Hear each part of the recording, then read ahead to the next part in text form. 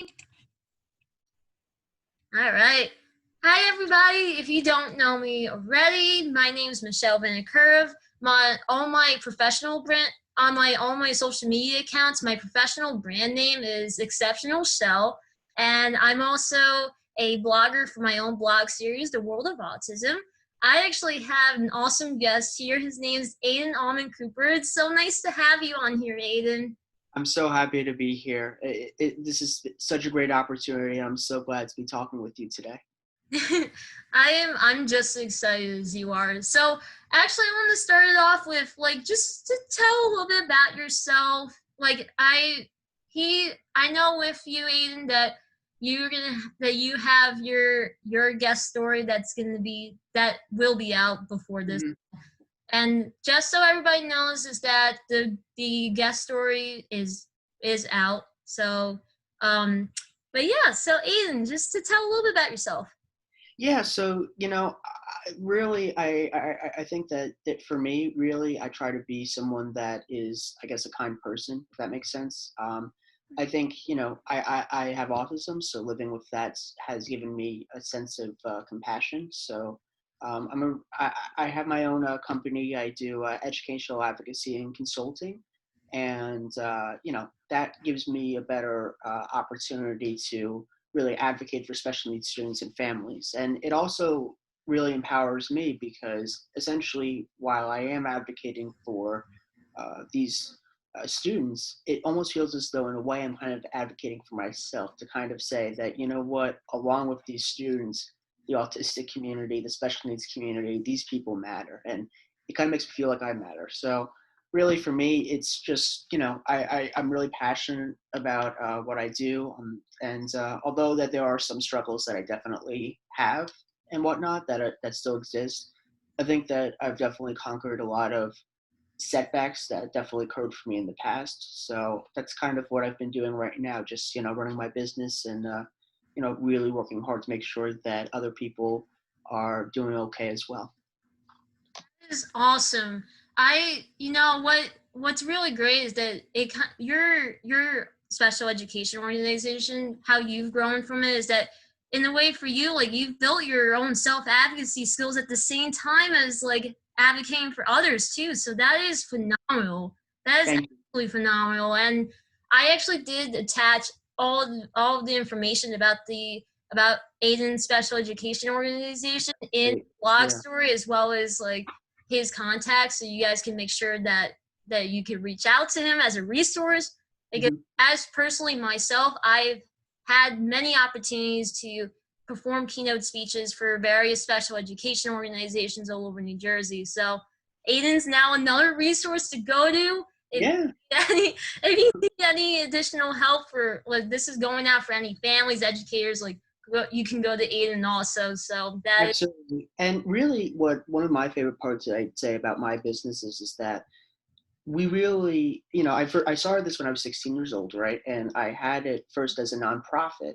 And well, although I changed it into an LLC, the spirit of charity is something that I really believe in. And I believe in ensuring that regardless of the income that you have, you still should be able to receive specific assistance. So, in how I'm different from other organizations and advocates is that I won't turn you away if you can't afford a service. We have a really large pro bono program. We offer, discounts. We're really a firm that really tries to help everyone. We're not trying to just go for a specific target based on their financial status. We're really looking for everyone because I really believe in the idea that everyone deserves a voice to lend their voice. And when you don't have a voice, or it's hard for you to have your voice, you need somebody to help walk through this journey with you. So that's kind of the spirit that I have. So yeah, I'm glad that you're gonna link my information up there. And if anyone needs some help or whatever, just give me a call, send me an email. I'm always here. That is awesome. That is great. I actually have one question for you in terms of right directly in your organization. Yeah. Do you advocate for the families? Like let's say there's an IEP meeting going on, do you actually get to go to their IEP? Yeah. So that's a large crux of what I do. So a large Mhm. crux of kind of my business, I'd say, is really advocating for. So really, it's usually what happens is that a mother, typically the mother, sometimes I get a call from the father, but typically the mother gives me a call, and she says to me, my child is having significant issues. The school isn't following the IEP. I don't know what to do. The services. So I get this whole big story. Mhm. And after, I say, okay, can you send me the records? So the process is I usually review the records that they send me regarding the kid. I kind of write a report. I draw a comprehensive report, and we do kind of goal setting as to what we want to accomplish. And a lot of the times that does, in fact, have me go to IAP meetings. And let me tell you, it's exhausting. I mean, right after that, like I just want to like go to sleep for 12 hours because there's so much pressure, I think, not only on myself, because, there's so much procedures that you have to remember, and there's so many rules and ways to really advocate, and sometimes it can get a little bit overwhelming. But I think that overall, it's gone pretty well for me, and my clients have been very happy about it. And while I do work like kind of doing IEP meetings and that type of stuff, we do so many other services. So crisis management. So we seeking out resources for Mhm. particular people. College, we've done some college work if kids aren't sure where to go for college. There's a lot of different types of services, but a big service that we do is the IEP work. Yeah. As that, yeah, that is very helpful for a lot of families because I know that that's been like coming from a paraprofessional perspective, like there's a lot that the families go through with those IEP meetings that there's always it feels like that's something that is still needs to be worked on. And actually speaking of being a paraprofessional, Aiden does on the side, he is also a Yeah, professional like I am. So yeah, I do that as well. it's so funny. Like I do it for a public school. I work in a public school. He does it for a private school, and um, just does your experiences as a paraprofessional help support like supporting what you do? 1,000%. And the reason why is that, I did work in the public schools for a Mhm. little bit, for about a year. And I was like, you know what, I'm going to college soon, and I'll be studying special ed and pre-law. So I want to be a teacher and a lawyer eventually. So I did like the public school, but I wanted to transition into kind of the private sector for a little bit. And then once I have my teaching degree, maybe I'll do both or whatever. I want to teach definitely, but for me, what it was as a para, it definitely has helped immensely when it comes to uh, advocating and representing clients, because I start to figure out what's the layout of schools are. Now, private schools are definitely different from public schools in a lot of ways, but there are Right. some functions that still remain constant. There are some factors that are still in a public school, in addition to it being in a private school. And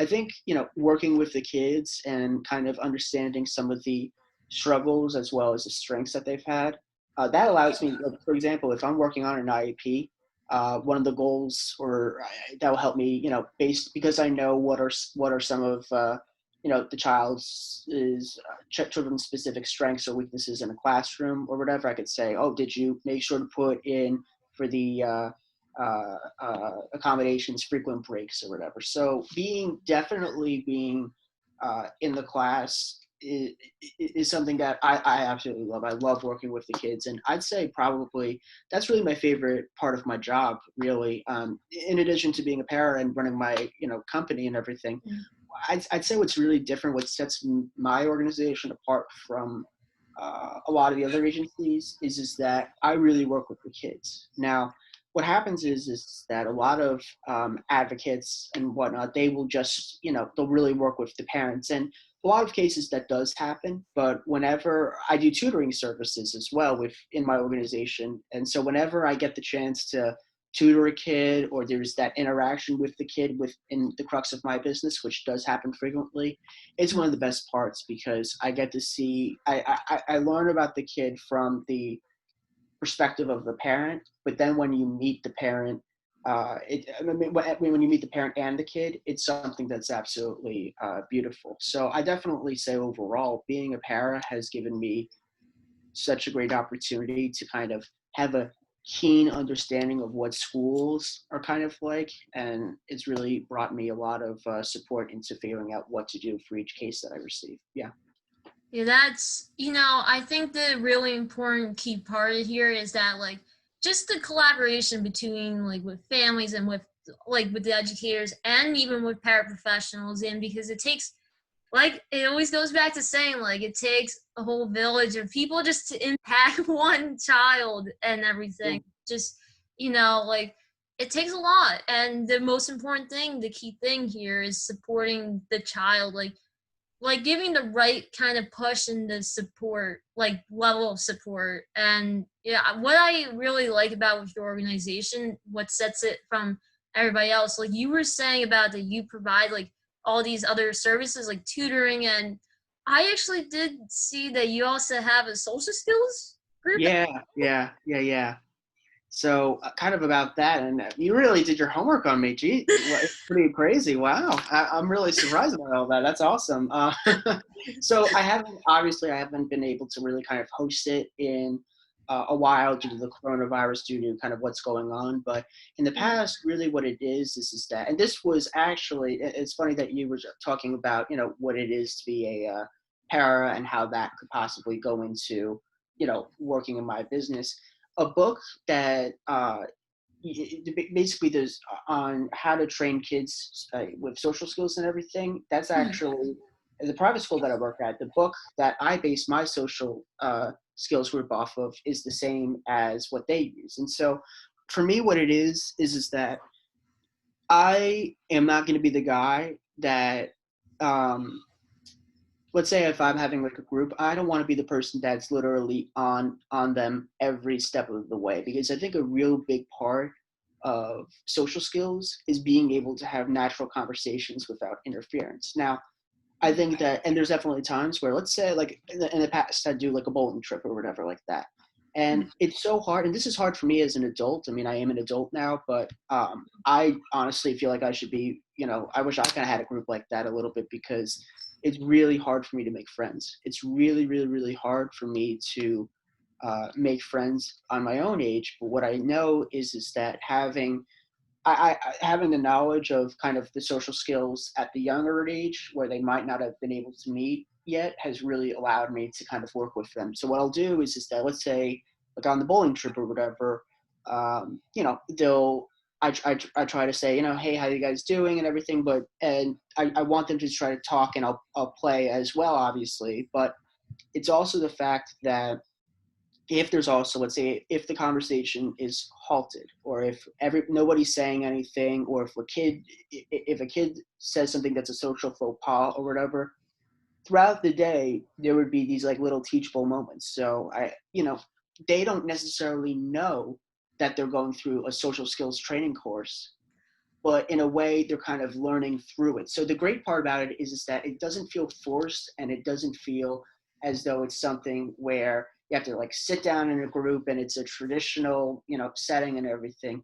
It's Mhm. very organic. I try to make it as natural and as authentic as possible, because I think that a lot of these kids really do want a friend, but it's so hard. I mean, not being invited to the birthday party, not being invited to certain things like that, the feeling of exclusion. So having the group allows Mhm. these kids to make friends that have the same values as them, that have some of them have the same struggles as them, and also they can better relate to each other, so that in this, let's say, a bowling trip or a movie trip or a mall trip or Mhm. whatever, they're able to hang out with each other, and over time there'll be less and less types of those teachable moments where eventually it'll just be me, doing 8, 9, 10-year-old trips or whatever with the kids, and just kind of making sure that they don't run off. And it'll get to the point where I don't necessarily have to say, okay, so what's another thing that you could say to Johnny or whatever. So the goal for the social skills group is to really give kids a chance to socialize and make friends, because I think we've definitely, and that's another thing I'm big on, we've reached such a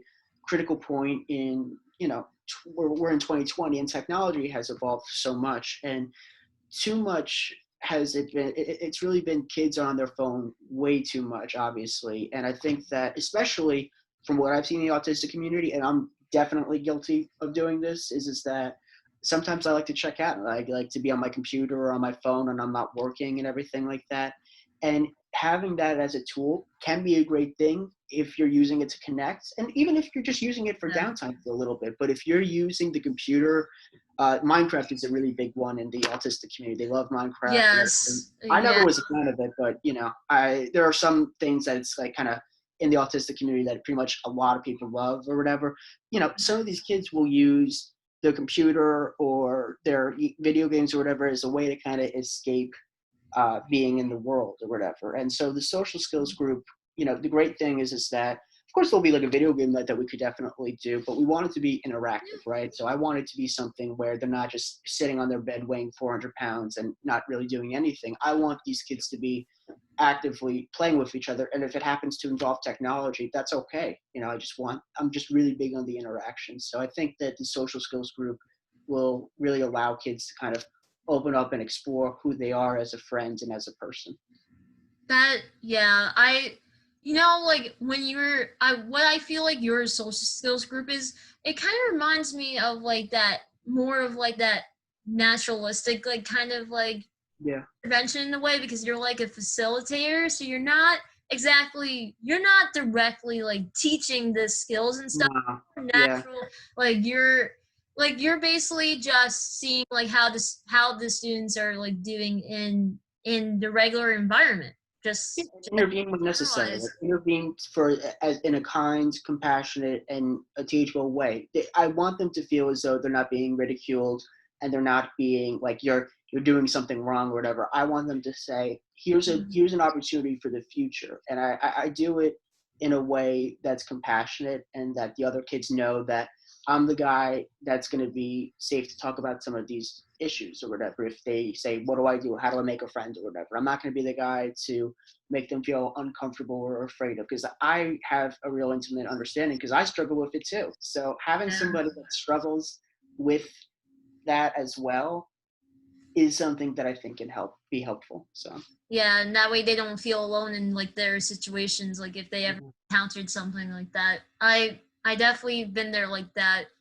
I've been there with that too. So like with the students and everything. So it just, yeah, absolutely. I think that's the big push, is to try to incorporate it more into like just generalizing, in the biggest word, generalization, just trying to get into the environment as much as possible, like Yeah. students and everything, so that way they are included in the world too. So I really like when you said generalizing, yeah. because obviously there are going to be some things that uh, may be more challenging for kids that are on the spectrum. And by the way, I don't just work with kids on the spectrum. I've worked with kids with Down syndrome, Prader-Willi. I've worked with emotionally disturbed children. I've worked with a lot of different kids. It's just I'm referencing the autistic community because that's the common population I see in my social skills group, in addition Gotcha. to me having autism. So that's kind of why I'm referencing it. But Yeah, it's okay. I like when you say generalizing. Yeah, but I really like when you say generalizing, because I think that we need overall to generalize what it means to have humanity. So, for example, I think that even kids that are neurotypical, so you see the typical 7, 8-year old, 9-year old, 10-year old, whatever child that how old they are, there are some social skills issues that they may have as well. Because even somebody who's neurotypical or whatever, they might not know, they might live in their own world and they might not know, what it means to really be a good friend sometimes. And I found that when I worked in the public school and I was in an inclusion class and I saw some of the neurotypical kids, some of Uh-huh. their social skills, honestly, I think was far. Oh, I am going to hang up on that. My apologies. That's Um, okay. I apologize for that. Some of the It's all right. their social skills I felt were more lacking than the kids that were on the spectrum or were disabled. And so I think that instead of calling it necessarily special needs for kids, I think we need to call it human needs. And I think that we really need to ensure that everybody knows that we're all just kind of we all have different struggles and we can differentiate for each other, but I think that sharing the same goal of compassion and humanity and having things be teachable moments for kids, I think that's something that's pretty cool. Right. Just having just in general, like in school or even at in home in the community and stuff, like just trying to provide more of those good teachable moments because there's not enough about that. I feel like they don't they don't it's not like expressed enough, like trying to point out all the good moments that happens for a child or for a person, child, adult, doesn't matter. It's just, I think that there needs to be more about that because, it helps overall with with personal growth and everything. So I really appreciate that you Yeah. did that. I completely agree with you. And yeah, I really liked when you said about generalizing. I'm really big on making sure that not just the special needs children or kids that are neurotypical, but really everyone has the ability to kind of understand more about kind of that intimate social interaction and humanity. So I really liked that. Yeah. Thank you, thank you. Yeah, when you were saying that you also like you work with other students, not just with autism, I actually am gonna share with you a little bit that when I Yeah. was in high school, I was a peer mentor. I was a peer mentor for students with disabilities. So I actually did I was with I've been with people who with Down syndrome. I've been with people who were blind. I've been with people who with ADHD and muscular dystrophy. Like you just keep the list just keeps going. But Right. it's about just like understanding the needs of a person. For me, just like not just being a peer mentor, but like a friend too. Because with like, what everybody goes through and stuff, like they face a lot more challenges. And for me, it was more about like I want to be there for that person. So Well, listen. You're a very kind person. I've loved getting to be able to know you and everything. And I think that I can consider myself to be one of your friends. But let me tell you something. Anybody who has a friend that kind of has that mentality is one of the wealthiest people you can ever meet because it's very rare. I think, at least, maybe in my experiences, maybe for others not so much, but I Mhm. think it's very rare to find someone who has that type of thinking in interacting with people. I find a lot of friendships, at least from what I've seen online, and a lot of times even in person, that a lot of relationships are very superficial and authentic, where they're really, they're uh, cavorting together to really kind of just talk really specifically about, let's say, very few things, very superficial things, like they're only posing like pictures on Instagram, or they're only talking about how rich they are or whatever. I think that having friendships that are intimate and friendships where you have the ability to feel vulnerable and the other person has that ability to do as well, I think that's incredibly valuable because at the end of the day, I think that really what a lot of people want is the feeling of respect and kindness. And having a friendship where it's more than just that superficial layer and you actually get to have an intimate understanding of that person is something that I definitely strive for, and it's definitely something that has been difficult for me to do. But I think that I think we need to be a more compassionate and kinder society. I don't like the way, especially in these past 4 years, I think that we've really evolved into a society where some of the unkindness and some of the things that have occurred in this world have really just desensitized us to a point where we say to ourselves, "That's fine. This is normal." I think that we need to get to a new era of compassion and kindness because I think that that is going to be the driving force of all good. Really, that's really what I believe. Yeah, no, like I definitely believe that too. Just like, just being kind and like not, being like more authentic of ourselves, like honesty and everything and just like, because a lot of times like I don't know, sometimes like I've been in situations where like people, they're like hiding something that, if you have a problem or something, can you just just say it, like or like it's just the being kind to other people, be empathetic because there are people who've gone through like a lot of journeys and stuff in their own ways and with like overcoming adversity. So it's just it's So I really appreciated you said that. Thank you. Yeah, I really appreciate you saying that. Yeah, yeah, Yeah. So the last thing I'm gonna ask you before that we wrap this up yeah. is what what actually inspired you to create your organization in the first place? Like what got you into these special education field? Right. So what I will say, and this is actually a question that I get asked actually relatively often. Mm-hmm. I really say, even as a little kid, I was always interested in teaching. You know what I mean? Like I always loved the idea of like having your own class and kind of teaching and being the type of person to kind of really help kids and everything. I mean, Mm-hmm. obviously, I do want to be an attorney and a teacher, and I have a lot of career paths. And I don't want to be, let's say, in a public school for 35 years, and that's a route that some people go into, and that's absolutely fine. But I have other goals and whatnot, but I definitely want to teach or find a way to teach throughout my entire life. And really, what really kind of got me to this career path was my own experiences. So I was, elementary and middle school, they were pretty good. But there were some, incidents of, harassment, bullying, that type of thing that I really, suffered. And then really, it really came ahead when I went to high school, and it was bad. I really was in. I was bullied pretty relentlessly, and I really wasn't accepted for who I was. The values that I think a lot of the people in that school had were values that I didn't share.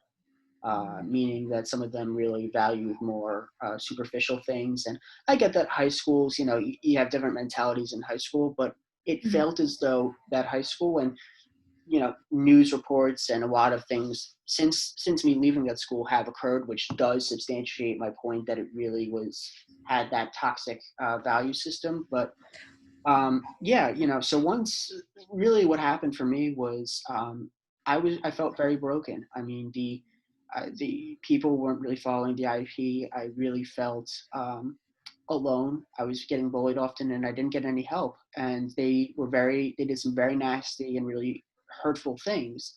And eventually, what happened was I left during the I was sophomore year. It was right around January, and I left. And ultimately, we argued with the school, and we received something to help me get a fresh start. So what happened was I went to an amazing alternative school. And by the way, for anybody that's watching this, I really think this is a great place to look into if you're not sure what to do. I was a kid where I felt as though I didn't necessarily need an out of district special education placement, but I needed something that wasn't just a random public school. I needed more attention. I needed more help, but not to the level of that special education out of district placement. So for me, I went to a school called Fusion Academy. And what was great about it was they had one-to-one teaching. So let's say for math, I would do math with one teacher, then the next class I would have. And that created that intimate connection, but I was still able to have the social connection where there would be homework cafes and there would be periods all staggered throughout the day to ensure that you're interacting with the kids. And so once I got to that new environment, while I was happy and I was excited to be at, Fusion, I was really hurt still. And I said to myself, it was really eating me alive. I mean, the damage that they've really done to me was really mind boggling and very hard to handle. And so I said to myself, look, a lot of kids or a lot of people I know could do something, they could start, going down this downward spiral where all they think about is revenge and it really eats them alive and they make irresponsible choices or whatever. I said to myself, I can live angry and I can do that, or I can be hurt and give my permission to be hurt, but do something productive. So that was really how SECA really began. I started when I was 16, nonprofit, and I really, you know, just started it off as having a conversation between parents and kids and schools. And I received training. I received a lot of different types of information over that time. And then that was when I felt comfortable enough to represent students and families in an advocacy capacity. And since then, I turned it into an LLC, and it's been a lot of fun. And I learned a lot each step. But a lot of clients that I've had have been very happy. They left some very nice testimonials and whatnot. But it felt good ultimately that despite the hurt that I suffered and really the treatment that I endured, I was able to kind of spin that into something positive where I'm using my hurt and I'm using my pain. And honestly, I'm still hurt by it. I really am. But I'm allowed, I think I've given myself permission to feel that hurt, but not necessarily Mhm. be eaten alive from it. So I've really been able to, come to terms with it in addition to using my hurt and pain as an empowerment to help not only myself as I go and continue on through life, but really other kids that also may have had similar experiences. And let me tell you, some of the kids' experiences, it's very sad to hear. The stories that I hear and some of the Mhm. experiences, it's very sad. So any chance to really help them is amazing. So Right. That's like even just for me, like from working in the classroom, like from what I've heard from even my own students' experiences, it's a lot. Like you don't know what's going on like outside of their until you really like get to know them like more and stuff. So it's just and what you've gone through, like that shows a lot with personal growth in a way because like you were able to take what was going on back in your high school years and like early on, turning whatever negative experience that happened and you were able to make now a positive impact for so many people.